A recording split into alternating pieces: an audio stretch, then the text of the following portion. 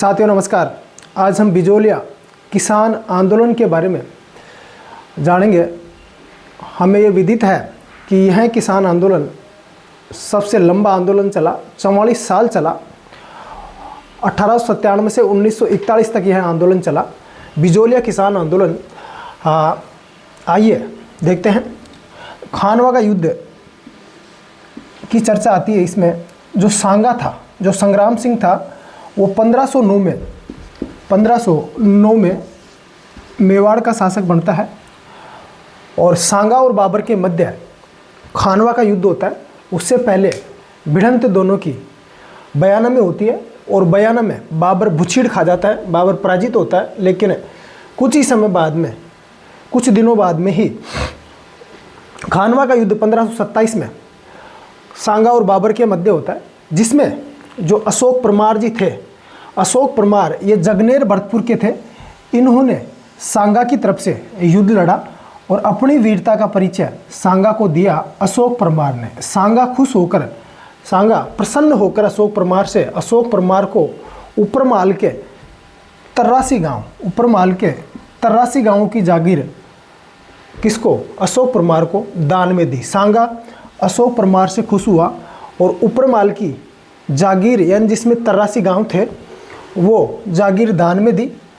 और उस जागीर का यानी ऊपरमाल जागीर का जो मुख्यालय था, यानी जो जागीरदार था, जो ठाकुर बैठता था या जागीरदार था, उसका मुख्यालय या सदर मुकाम का मुख्यालय बिजोलिया था, जो बिजोलिया ठिकाने के नाम से जाना गया। मेवाड़ क्षेत्र का, मेवाड़ रियासत का ए श्रेणी का ठिकाना था बिजोलिया। ए श्रेणी का ठिकाना बिजोलिया था।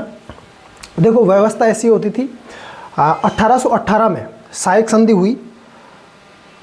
अंग्रेज़ों ने साइक संधि की रियासतों के साथ में। रियासतों पर राजा और जो टैक्स की व्यवस्था थी, जो कर की व्यवस्था थी, क्योंकि राजा के वचनी कानून होते थे। किसान टैक्स देते थे, तो टैक्स सबसे पहले जाएगा किसके पास में, जिसको अपन सामंत कह सकते हैं, जिसको अपन ठाकुर कह सकते हैं, जिसको अपन जागीरदार कह सकते हैं। गांव का एक जागीरदार होता था, यानी एक ठिकाने का एक जागीरदार होता था। फिर वहाँ से राजा के पास में, रियासत के राजा के पास में। और रियासत का राजा का अनुबंध किससे था? अंग्रेज़ों से था, क्योंकि भारत ब्रिटेन का क्या था, उपनिवेश था मेरे साथियों। 1894 तक जो जागीरदार था, कहाँ का, बिजोलिया का, वह अच्छा इंसान था जिसका नाम था गुरु गोविंद दास। 1894 तक गुरु गोविंद दास अच्छा इंसान था और प्रजा का भला बुरा समझता था। 1894 में जागीरदार गुरु गोविंद दास की मृत्यु हो जाती है। क्या हो जाती है मेरे साथियों? अंत्येष्टि हो जाती है गुरु गोविंद दास की। 1894 तक जागीरदार ये थे, यानी बिजोलिया के ठाकुर ये थे, जागीरदार ये थे। और जो टैक्स की व्यवस्था सबसे पहले यानी जागीरदार करता था, वो फिर रियासत को, राजा को पहुंचाता था, राजा अंग्रेज़ों को देते थे, यानी वो डिवाइडेशन हो जाता था उसमें। तो नया जागीरदार बनता है राव कृष्ण सिंह। ये नया जागीरदार बनता है 1894 में ही नया जागीरदार बनता है राव कृष्ण सिंह। 1894 राव कृष्ण सिंह बनता है। हाँ, आप इसको ऐसे ध्यान रख सकते हो कि SK यानी GK यानी गुरु गोविंद दास और फिर हो गया कृष्ण सिंह जागीरदार बन गया। कृष्ण सिंह के समय 84 प्रकार के लाग बाग कर थे, 84 प्रकार के टैक्स थे उस समय। और अब आहत आ गई जनता 84 प्रकार के करों से, टैक्स से, लाग बाग आदि करों से जनता आहत आ गई। अब जनता 1897 में गिरधारीपुरा गांव में गंगाराम धाखड़ के पिता के मृत्यु भोज के अवसर पर इकट्ठे हुए। और इकट्ठे होने के बाद में उन्होंने वार्तालाप की कि जो जागीर दान में दी गई थी उस पर जनता को इस तरीके से परेशान किया जा रहा है। तो आपस में विचार विमर्श किया गया इस मृत्यु भोज के अवसर पर और निर्णय लिया गया कि जागीरदार की शिकायत किसको की जाए? महाराणा फतेह सिंह को की जाए, यानी उदयपुर के राजा महाराणा फतेह सिंह को की जाए। तो दो व्यक्तियों को छोड़ा, नानगी और ठाकरी पटेल, दोनों को उदय सिंह के महाराणा फतेह सिंह के पास में शिकायत देकर भेजे कि आप दोनों जाओ और जो जागीरदार है कौन, कृष्ण सिंह की शिकायत करो कि ये हमारा खून चूस रहा है। तो ये दोनों जाकर शिकायत करते हैं नानजी और ठाकरी पटेल फतेह सिंह के पास में, उदयपुर में मिलते हैं, महल में मिलते हैं। दोनों के पास में क्या करते हैं, दोनों उसकी शिकायत करते हैं, किसकी, कृष्ण सिंह की। अब ये 1903 में कृष्ण सिंह ने एक नया कर लगाया जिसका कर था चौरी कर। इसकी भी शिकायत की थी, लेकिन ये चौरी कर देखिए क्या था, 13 रुपये। NCERT की पुस्तकों में 5 रुपये भी है और 13 रुपये भी है। एक किसान जो बेटी की शादी करता था, बेटी की शादी करने से पहले उसे 13 रुपये जागीरदार के पास में, 13 रुपये या 5 रुपये जागीरदार के पास में जमा कराना पड़ता था। उसी के साथ में जो दूल्हा होता था, दूल्हा एक दिन का राजा होता है और उस दिन का राजा वही होता है, बारात का राजा वो होता है। उस दूल्हे को जागीरदार के सामने शीश नवाकर जागीरदार से आशीर्वाद लेना पड़ता था। ये बहुत बुरा लगा इनको, लगने की बात है ही। किसानों ने खेत नहीं जोते, विरोध में 1905 में खेत नहीं जोते, और किसानों ने 2 साल तक 1903 से 1905 तक अपनी कन्याओं का विवाह नहीं किया। 2 साल तक ब्याह ही नहीं किया, क्योंकि उस समय, अब आपको लग रहा है कि 10 रुपये आज के बहुत बड़ी रकम होती थी मेरे साथियों, 5 रुपये क्या 1 टका भी बहुत बड़ी कीमत होती थी एक किसान के लिए। इतने सारे टैक्स और अपने बच्चों को पालना दूभर था मेरे साथियों। तो खेत नहीं जोते, घबरा गया, खेत ही नहीं जोते तो घबरा गया राव कृष्ण सिंह और चौरी टैक्स को हटा दिया कुछ समय बाद में।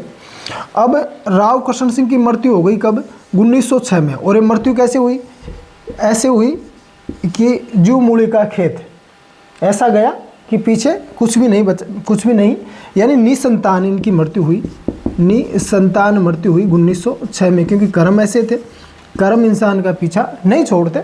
1906 में कृष्ण सिंह की मृत्यु हो गई और निसंतान मृत्यु हुई। नया जागीरदार, अब पुत्र तो है नहीं, अब पुत्र नहीं है, तो ये अपने रिश्तेदार, ये इसके रिश्तेदार था कौन, पृथ्वी सिंह रिश्तेदार था, और ये कामा भरतपुर के थे। कहाँ के, कामा भरतपुर के थे। इनके मरने के बाद में इनके परिवार वालों ने पृथ्वी सिंह को बुलाया और पृथ्वी सिंह आया। हाँ, GKP यानी गुरु गोविंददास, कृष्ण सिंह और पृथ्वी सिंह का आया, और पृथ्वी सिंह नया जागीरदार बना। कहाँ का, बिजोलिया का। अब जैसे ही बिजोलिया का नया जागीरदार 1906 में पृथ्वी सिंह बना, तो इन्होंने एक नया टैक्स ला दिया जिसका नाम था तलवार बधाई। और ये नया जागीरदार बनने पर कि भाई साहब उत्तराधिकार कर है, ये उत्तराधिकार कर के रूप में तलवार बधाई नामक टैक्स लगाया गया। किसके द्वारा, पृथ्वी सिंह के द्वारा 1906 में। 1903 में चौरी कर लगाया कौन, कृष्ण सिंह। अब क्या होता है मेरे साथियों, जो ये बिजोलिया किसान आंदोलन था, इसके 3 चरण थे। 3 चरण ये थे, 1897 से 1941 तक चला था, 1897 से 1915 तक। इसका जो नेतृत्व है साधु सीताराम दास, यानी बिजोलिया किसान आंदोलन के जनक साधु सीताराम दास हैं। भारत में किसान आंदोलनों के जनक विजय सिंह पथिक, जिनका मूल नाम भूप सिंह था, बुलंदशहर यूपी से थे। तो ये साधु सीताराम दास, उसी के साथ में नानजी और ठाकरी पटेल, उसी के साथ में ब्रह्मदेव और फतेह चारण ने 1897 से 1915 तक इस आंदोलन का नेतृत्व किया था। और ये एकमात्र ऐसा था, सबसे लंबा आंदोलन चला, लेकिन इसमें कोई हिंसा नहीं हुई, रक्तपात नहीं हुआ मेरे साथियों। अब ये होता है कि सीताराम दास को क्या किया, इस पृथ्वी सिंह ने, पुस्तकालय की नौकरी थी इनके पास में, पुस्तकालय की नौकरी थी और पुस्तकालय में यानी नौकरी करता था, उस नौकरी से इनको निकाल दिया गया। उसी के साथ में ब्रह्मदेव और फतेह चारण को बिजोलिया से निष्कासित कर दिया गया। बिजोलिया से बाहर देश निकाला दे दिया। अब पृथ्वी सिंह की मृत्यु होती है मेरे साथियों 1914 में। पृथ्वी सिंह की मृत्यु कब हो जाती है? 1914 में। हाँ, ये क्या हो गया? पुनः देखिए आप इधर मेरे साथियों, देखो गुरु गोविंद दास, कृष्ण सिंह, पृथ्वी सिंह और फिर कौन आ गया? हाँ, इसका पुत्र केसरी सिंह, लेकिन ये जागीरदार नहीं बना। जी के पी के। पृथ्वी सिंह की मृत्यु 1914 में हुई। केसरी सिंह इसका बालक था, यानी बेटा था, लेकिन वह अवयस्क था, बच्चा था, इस कारण जागीरदार नहीं बन सका। और जो पूरी जागीर है बिजोलिया की, पूरी जागीर उदयपुर अर्थात मेवाड़ के महाराणा के अधीन हो गई। महाराणा के नियंत्रण में चली गई, फतेह सिंह के नियंत्रण में चली गई। और फतेह सिंह ने अमर सिंह राणावत को वहाँ का प्रशासक नियुक्त किया। अमर सिंह राणावत को बिजोलिया का प्रशासक नियुक्त किया, लेकिन स्थिति जस की तस रही। वो टैक्स वैसे की वैसे रहे, कोई सुधार नहीं हुआ। अब मेरे साथियों 1916 से 1922 तक, यानी 1916 में जाकर इसमें परिवर्तन आता है। लाहौर षड्यंत्र केस हुआ था। लाहौर षड्यंत्र केस में जो विजय सिंह पथिक है, विजय सिंह पथिक को अजमेर की टोडगढ़ जेल में डाला गया था। 1916 में ये वहाँ से छूट गए और छूटने के बाद में ये सीधा पहुँचे मेवाड़। कौन? विजय सिंह पथिक, जिनका बचपन का नाम भूप सिंह था। मेवाड़ पहुँचे और बिजोलिया किसान आंदोलन का इन्होंने क्या किया? नेतृत्व किया। यानी बिजोलिया किसान आंदोलन की कमान अपने हाथों में ली। किसानों को एकत्रित किया। बिजोलिया किसान आंदोलन के आंदोलनकारियों को एकत्रित किया, किसानों को एकत्रित किया, एक आंदोलन को संगठित रूप दिया। किसने? विजय सिंह पथिक ने। अब यह जबरदस्त आदमी था विजय सिंह पथिक। और विजय सिंह पथिक से माणिक्यलाल वर्मा आकर मिले। माणिक्यलाल वर्मा वही जिन्होंने मेवाड़ प्रजामंडल की स्थापना की। कब? 1938 में। जिसके अध्यक्ष कौन थे? बलवंत सिंह मेहता, जो संविधान राजस्थान की ओर से संविधान पर हस्ताक्षर करने वाले पहले व्यक्ति थे। तो ये जो ML वर्मा साहब थे, ये आकर मिले किससे? विजय सिंह पथिक से। और जीवन भर देश सेवा की क्या ली? शर्त ली, उनसे दीक्षा ली।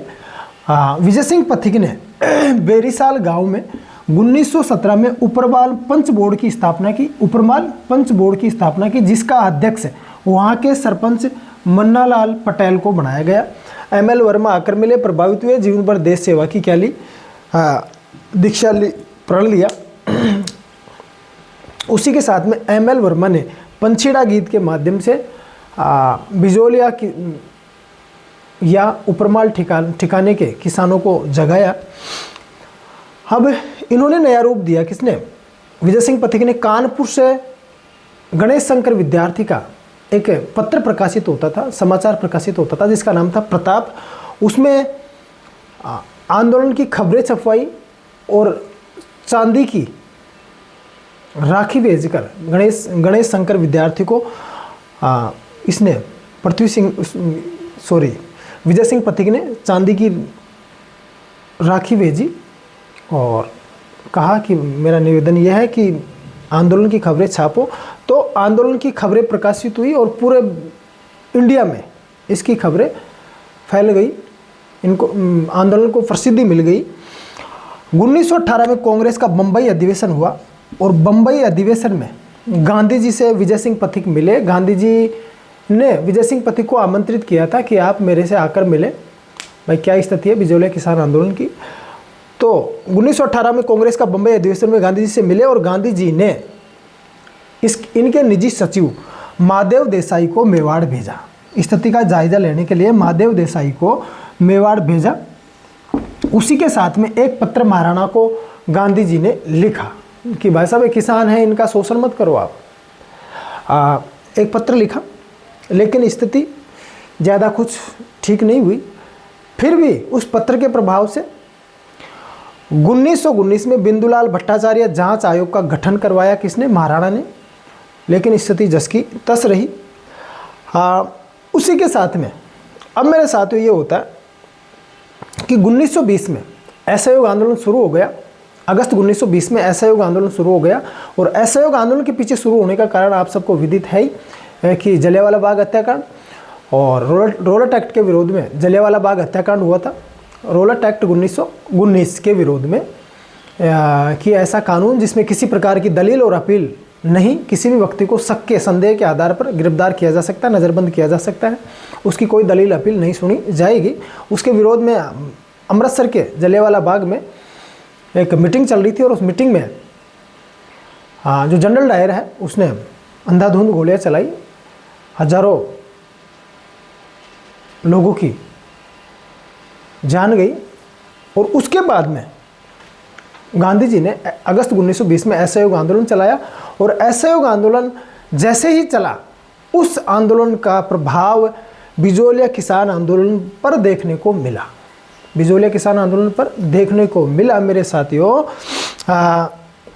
इसने महाराणा ने और अंग्रेज प्रशासन ने दोनों ने मिलकर जो 84 प्रकार के टैक्स थे उनमें से आधे कम कर दिए, कुछ सुधार हुआ। लेकिन 5 फरवरी 1922 को जैसे ही चोरा चोरी कांड हुआ और गांधी जी ने हिंसा होने के कारण असहयोग आंदोलन वापस लिया, वापस लेते ही टैक्सों में बढ़ोतरी कर दी गई, टैक्सों में बढ़ोतरी कर दी गई मेरे साथियों, लेकिन सुधार नहीं हुआ।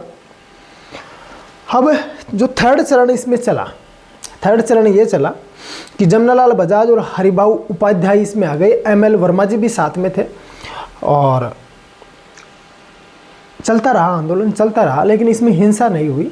अंततः जाकर मेवाड़ के प्रधानमंत्री टी विजय राघवाचार्य ने राजस्व मंत्री मोहन सिंह मेहता को भेजा और विल्किंसन को भेजा। किसानों के साथ में समझौता हुआ और समझौते के साथ ही आंदोलन समाप्त हुआ। लेकिन मेरे साथियों ये जो आंदोलन था अहिंसक रहा। इसमें धाकड़ जाति के सबसे ज़्यादा किसान थे और धाकड़ जाति में यूनिटी थी उस समय। और सरकार और महाराणा को, यानी सरकार इट मीन्स महाराणा और अंग्रेज प्रशासन को झुकना पड़ा। और 1941 में जैसे ही जो राजस्व मंत्री डॉक्टर मोहन सिंह मेहता और विल्किंसन और किसानों के बीच में समझौता हुआ, आंदोलन की समाप्ति हुई। इन्हीं शब्दों के साथ में जय हिंद, जय जय भारत, जय जय राजस्थान। चैनल को लाइक, शेयर और सब्सक्राइब करें।